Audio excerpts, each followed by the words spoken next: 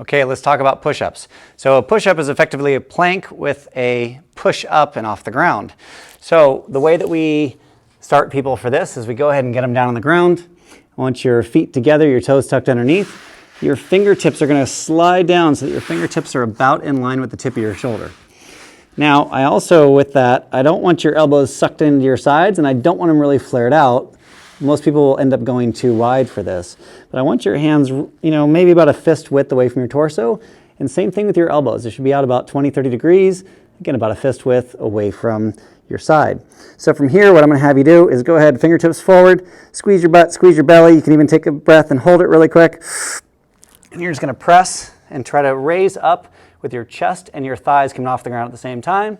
And as we come back down. So again, coming up and back down. Now, if you have a tendency to want to really push and where the chest comes up and then the legs, that just means that we're breaking through that spine and we don't really want to encourage that. So if the push-up by itself is too challenging, we have some options. So we'd start with actually doing negatives. So in that same starting position, you can kind of check yourself here, make sure that your fingertips are lined up with your shoulder, kind of come on up into a plank position. You're going to slowly lower yourself down to the ground and then drop your knees to the ground, come on back up, back to a plank and work on that negative.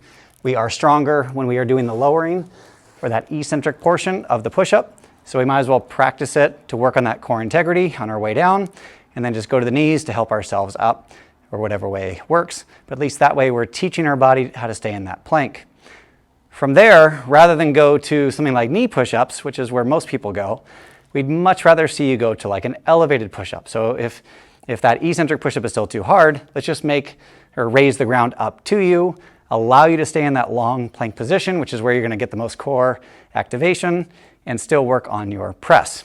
So here I have a box. Typically, I would make sure that that box is pressed up against something on the far side so it doesn't move. Hand position is going to be the same. Just about shoulder width apart.